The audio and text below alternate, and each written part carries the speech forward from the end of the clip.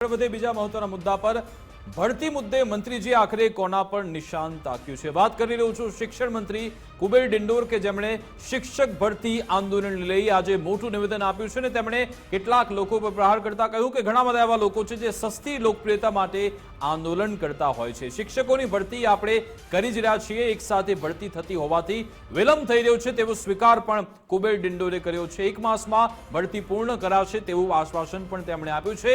Portal પર કામગીરી પણ કરવામાં આવેલી છે। જે 24,700 ની ભરતીની જાહેરાત થઈ હતી, એક ટાર્ગેટ રાખવામાં આવ્યો હતો કે ડિસેમ્બર 2024માં આ ભરતી પૂર્ણ થઈ જશે, પરંતુ ડિસેમ્બર 2024 જતો રહ્યો છે અને હવે વધુ એક મહિનાનો સમય તેમણે આપ્યો છે। તેને લઈને ઘણા બધા આંદોલનનું એક ચિત્ર તૈયાર થઈ રહ્યું છે અને એ બધા લોકોને તાકીને કુબેર ડિંડોરે કહ્યું કે લોકો સસ્તી પ્રસિદ્ધિ માટે આંદોલન કરે છે। આખરે કુબેર ડિંડોરે શું કહ્યું હતું તે સાંભળી લો। એ કેટલાક લોકો જે છે પોતાની સસ્તી લોકપ્રિયતા માટે આ વસ્તુ કરવાના છે। આપણે જે 24,700 જેટલી ભરતીઓ તબક્કાવાર આપણે કરી રહ્યા છે। આપણે જે સિસ્ટમ જે છે પોર્ટલ પર આપણી પારદર્શક ભરતીઓ કરી રહ્યા છે, એટલે પોર્ટલ પર જેની વ્યવસ્થા છે આપણે 11-12ની અત્યારે મેરિટ યાદી કમ્પ્લીટ થઈ ગઈ છે। એચમેટના આચાર્યોની ભરતી ઓલરેડી ઓર્ડરો આપવાની શરૂઆત થઈ ગઈ છે। અને તો આપણી સાથે યુવા નેતા યુવરાજસિંહ જોડાઈ ગયા છે। યુવરાજસિંહ, સ્વાગત છે આપનું। જે નિવેદન આવ્યું છે આપણે સાંભળ્યું હશે અને હમણાં પણ અમે અત્યારે પ્લે કર્યું। કુબેર ડિંડોર કહી રહ્યા છે કે કેટલાક લોકો સસ્તી લોકપ્રિયતા મેળવવા માટે ભરતીને સંલગ્ન આંદોલન કરી રહ્યા છે। આપની પ્રતિક્રિયા શું છે? લાગે છે કે કુબેરભાઈ ડિંડોર જે છે ને એ સસ્તી લોકપ્રિયતા માટે આ પ્રકારના જે કહેવાય ઠાલા વચનો આપી રહ્યા છે, કેમ કે ગુજરાતના યુવાધનનું તો એ અપમાન કરી જ રહ્યા છે, એમાં ના જ નથી। કારણ કે ગુજરાતના જે ભાવિ શિક્ષકો છે એ ભાવિ શિક્ષકો પોતાને શિક્ષક બનવા માટે જે રીતે કગળતા રહેતા હોય છે ત્યાં સુધી શિક્ષણ મંત્રી સાંભળતા નથી અને ના છૂટકે ઉમેદવારને આંદોલનકારી બનવું પડે છે। એ આંદોલનકારી બનાવવા માટે મજબૂર કરનાર જો કોઈ ને તે ગુજરાતના શિક્ષણ મંત્રી કુબેરભાઈ ડિંડોર છે। એટલે કુબેરભાઈ ડિંડોરને જવાબ આપીએ છીએ કે તમે ગુજરાતના યુવાધનને અપમાન કરી રહ્યા છો, ગુજરાતના યુવાધનનું અપમાન છે। હવે વાત રહી બીજી કુબેરભાઈની, તો કુબેરભાઈની વાત કરીએ તો કુબેરભાઈ એવું કીધું હતું તમારા ખાનગી ચેનલના ઇન્ટરવ્યુમાં કે અમે દર 15 જૂને શિક્ષકોની ભરતી કરીએ છીએ।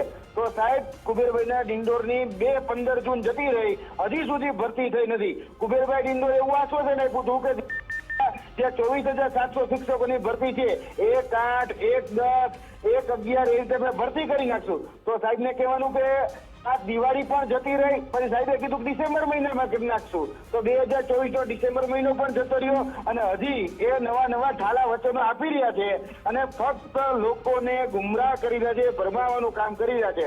બાકી આંદોલન ની વાત હોય તો આંદોલન લોકો મજબૂર વશ થઈને કરતા હોય છે। આંદોલન કરવો કોઈનો શોખ નથી હોતો। ગુજરાતના યુવાનો અત્યારે આંદોલન કરે છે તો એના બેરોજગાર યુવાનો છે અને બેરોજગાર યુવાનો પોતાના ભરણ પોષણ માટે પોતાનું પેટનું રડિયું ચાલે અને પોતાના માતા પિતાએ જે જોયેલા જે સપનાઓ છે, આકાંક્ષાઓ છે એ પૂરી કરવા માટે, કેમ કે BEd, MA જેવા માસ્ટર ડિગ્રી, બેચલર ડિગ્રી પૂરી કરી અને એ લોકોને નોકરી નથી મળતી એટલા માટે વલખા મારી રહ્યા છે। એટલે ગુજરાતના યુવાધનનું અપમાન છે, સ્પષ્ટપણે હું માનું છું। પણ આમાં યુવરાજસિંહ, મંત્રીજી કહી રહ્યા છે કે આમાં થોડો વિલંબ એટલા માટે થઈ રહ્યો છે કારણ કે એક સાથે આટલી બધી ભરતી થઈ રહી છે, 24,700 એક માસમાં પૂર્ણ થઈ જશે, તો પછી તેના પર વિશ્વાસ કેમ થતો નથી? તો સાહેબ આ તમારા જ માધ્યમથી આજથી 6 મહિના પહેલાના તમારા જ વિઝ્યુઅલ ચલાવવાની છૂટ છે તમને। તમે એ વિઝ્યુઅલ ચલાવો કે જેમાં કુબેરભાઈ ડિંડોર એવું કીધું હતું કે 1-7, 1-8, 1-9 અને 1-10 TET, TAT, HS, TAT higher secondary, TAT 1-2 બંને અને ટેટ 1-2 બંને, એ બંનેની ભરતી ટૂંકમાં ચારેય સંલગ્નની ભરતીઓ કરવામાં આવશે। એ બધી જ તારીખો જતી રહી, હજી સુધી ભરતી નથી અને વિલંબ થાય હું માનું છું, એમાં ના નથી પાડતો। અને 24,700 ની ભરતીની જે વાત કરે છે એમાં જે અત્યારે વાત કરે છે ને એમાં 6,000 તો જૂના શિક્ષકો અને આચાર્યોની ભરતી છે જે ઓલરેડી જે શિક્ષણ વિભાગનો અત્યારે કાયમી ભાગ છે જ, એનો અર્ધ અંગ છે અને એ એમ કે છે કે અમે જૂના શિક્ષકોની ભરતી કરી છે। તો કુબેરભાઈને જરાક થોડુંક શીખવાડજો તમે કે જૂના શિક્ષકોની ભરતી ન હોય, જૂના શિક્ષકોની બદલી હોય અને તમે જે કર્યા છે ને જૂના શિક્ષકોની ભરતી એને તમે બદલી કરી છે, એક સ્થળથી બીજા સ્થળ મૂક્યા છે। હજી તમારે 24,700 માં 17 થી 18,000 ભરતી કરવાની તો બાકી જ છે. હવે 1 મહિનાના પણ વિલંબની તમને જે વાત કરી રહ્યા છે, મારો એ સવાલ એ છે, ભરતીની વાત કરી બિલકુલ રહ્યા છે. તમારી વાત હું સાથે સહમત છું કે તેમણે કહ્યું હતું કે આ ડિસેમ્બર 2024 સુધીમાં અને ભરતી કદાચ પૂર્ણ થશે, પરંતુ વિકાસ થઈ નથી. યુવરાજસિંહ કનેક્ટ થયા એ પહેલા તમે પણ એ વાત ઉમેરી પણ જી. હતી કે અગાઉની તારીખો જે જાહેર થઈ હતી એ પ્રમાણે ભરતી નથી થઈ શકી. એ વાત તો તમે કનેક્ટ થયા એ પણ એની પહેલા પહેલા જ જ અમે કહી કહી દીધી. દીધી. પરંતુ પણ, યુવરાજસિંહ, જે આ દાવો જે કરી રહ્યા છે હા, કુબેર મારે ડિંડોર, એના પર એવું જ કરી આવું રહ્યા છે કે પારદર્શક ભરતી કરવી છે એટલે સમય તો લાગશે. અને કેમ એવું લાગી રહ્યું છે કુબેર ડિંડોરને કે આમાં કેટલાક લોકો સસ્તી પ્રસિદ્ધિ મેળવી રહ્યા છે? હવે એ કુબેરભાઈ ડિંડોરને ખરેખર પૂછવું જોઈએ કે કોણ વ્યક્તિ સસ્તી પ્રસિદ્ધિ મેળવવા માટે આ બધું કરી રહ્યું છે.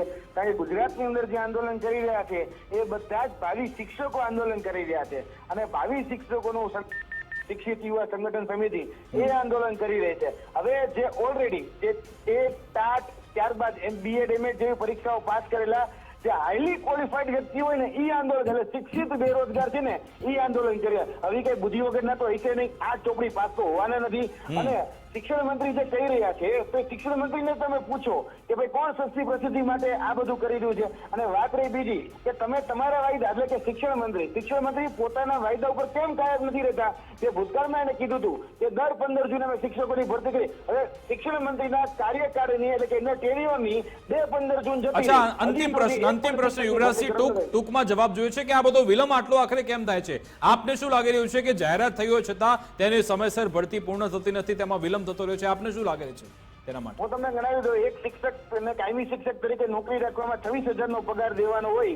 આ 24,700 શિક્ષકોની ભરતી કરવામાં કેટલા ગુણ્યા અને પગાર દેવો પડે? જેટલું વિલંબ થાય એટલો સરકારી તિજોરીમાં આ લોકો એવું માને છે કે ભાઈ બોજો ઓછો પડે, અને આપણે શિક્ષકો વગર ચલાવી લેવાના. શિક્ષકો છે ને બધું જ કામ કરે છે, શિક્ષણ સિવાયનું પણ ઘણું બધું કામ કરે છે શિક્ષકો, એટલે એના પાસે બધું જ કામ એ લોકો કરાવી લે છે. અને ગુજરાતની અંદર 24 તો એવી શાળાઓ છે કે જે ફક્ત એક શિક્ષક થી ચાલે છે. તમે વિચારો, એક શિક્ષક થી આખી શાળા ચાલે, 150 બાળકો હોય, એને બધા જ પ્રકારના વિષયોનું જ્ઞાન ખાલી ફક્ત એક શિક્ષક આપે. એ પ્રિન્સિપાલની પણ જવાબદારી સંભાળે, શિક્ષકની પણ સંભાળે, BLO નું પણ સંભાળે, ગામમાં તીડ આવે તો તીડ ઉડાડવાની જવાબદારી એ જ સંભાળે, બધું એ જ કરે. એટલે એક શિક્ષકને બધું જ કામ સોંપી દેવાનું. આ ધકેલ પંચાયત 150 જેવું કાર્ય ચાલે છે અત્યારે. જી, બિલકુલ. આભાર યુવરાજસિંહ, અમારી સાથે જોડાવા બદલ, વાતચીત કરવા બદલ.